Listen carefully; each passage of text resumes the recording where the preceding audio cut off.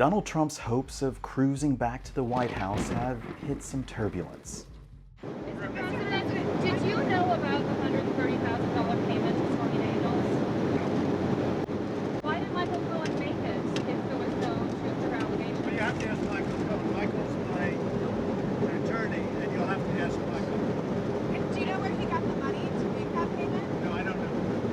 He needs to be held accountable for his dirty deeds.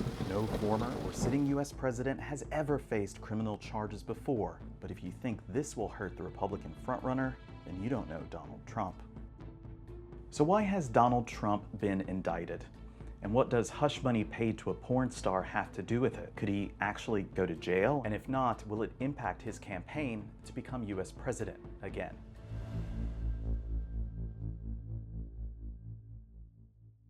Let me bring you up to speed with Trump's legal problems and what it all means going forward.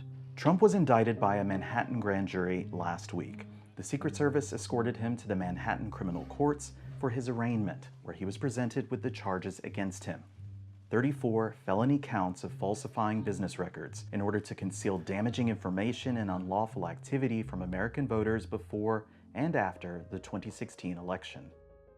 34 false statements made to cover up other crimes.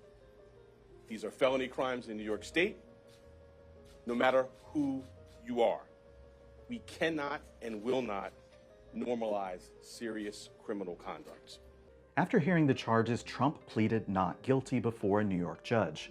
He was fingerprinted but wasn't handcuffed, and he didn't have a mugshot taken. He never saw the inside of a prison cell, and he didn't have to do the perp walk. If you see these images of the arrest floating around, they're AI generated. It does feel like there's always been this taboo about bringing charges against a president or even a former president. You know, this happens in other countries, but here this has never happened.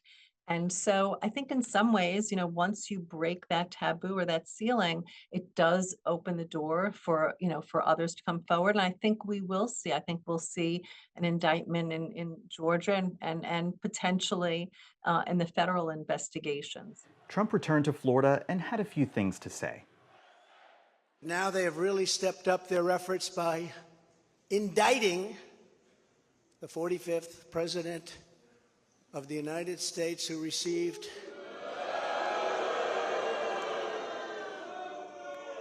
They attacked me with an onslaught of fraudulent investigations. Russia, Russia, Russia. Ukraine, Ukraine, Ukraine. Impeachment hoax number 1.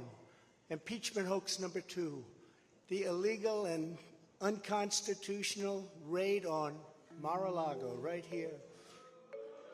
Trump was indicted by a grand jury. That's a group of citizens that are convened in secret to review evidence presented by a prosecutor. A grand jury determines whether or not there's enough evidence to bring charges against an individual. If they believe there is enough evidence, they issue an indictment, which is a formal accusation of a crime. That person is then charged with the crime and faces trial in court. The grand jury process in the US is unique and sets itself apart from other legal systems around the world, including here in Australia.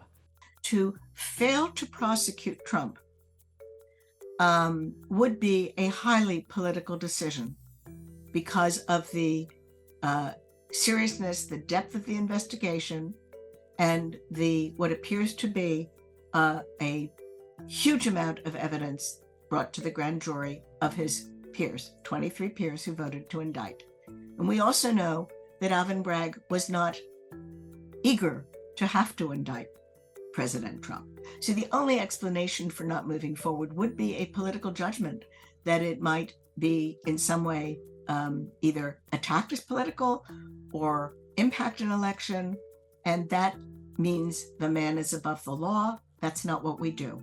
Trump's charges are centered around something you may have heard of called catch and kill. That's when Trump or the people around him would identify negative stories, then the Trump organization would purchase the rights to those stories and bury them, using this scheme to boost his electoral prospects. Stephanie Clifford, better known as Stormy Daniels, is an adult film star who met Trump in 2006, and she says they had a sexual encounter. Now, this was the year after Trump married Melania. If you were so grossed out by him, why did you have sex with him? I still don't know. Now, 13 days before the election, Miss Daniels receives $130,000 US from Michael Cohen, Trump's lawyer. This is just days after that Access Hollywood tape came out. Grab him by the And the Trump campaign really didn't want to lose any more female voters. The Trump Organization then began to reimburse Michael Cohen with smaller amounts paid under a retainer that didn't exist. Paying hush money is not illegal. Falsifying business records is. But falsifying business records is only a misdemeanor, punishable by no more than 6 months in prison at most. What makes it a felony is if you are, in effect, falsifying the records to hide some other crime or to cover it up. Cohen later went to prison for campaign finance violations and other crimes. He testified that Trump directed him to make the payment and reimbursed him for the principal purpose of influencing the election. Under U.S. campaign finance laws, a loan to a candidate is considered a contribution at the time it's made, and that can't go over $2,700 US. Trump supporters say the case is weak and politically motivated. This is legal voodoo. You got a misdemeanor that's been made a felony.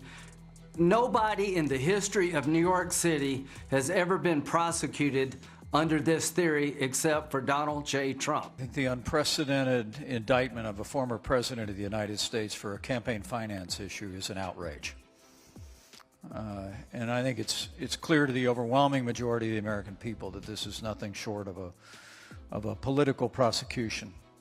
Despite all the noise, there's no evidence suggesting that this is a political prosecution. There's no evidence suggesting that there are other people who committed similar offenses that Manhattan prosecutors decided not to prosecute. At trial, I expect Trump and his lawyers to present one of two defenses. They're going to say that Cohen is a rat who's trying to get his revenge, or they're going to present the Melania defense and say that this payment had nothing to do with the 2016 election, and it was just to protect Melania and his family from embarrassment. Legally speaking, this case won't affect the 2024 presidential race. If Trump wins, of course, no sitting president can be prosecuted, so the case will have to stop. But even if Trump is convicted before the election, these charges don't disqualify him from holding public office. Trump is, of course, raising millions of dollars off this thing, and he has managed to widen his lead over his Republican rivals, and that's because his base is rallying behind him. This indictment is the first, but it probably won't be the last. Mr. Trump is facing several criminal investigations at the state and federal level over possible wrongdoing, including his efforts to overturn his 2020 election loss in the state of Georgia. I just want to find 11,780 votes. His handling of classified documents. I have the right to take stuff. And his possible involvement in the January 6th rioting. His legal team will be busy as he campaigns across the country against what he calls a partisan witch hunt.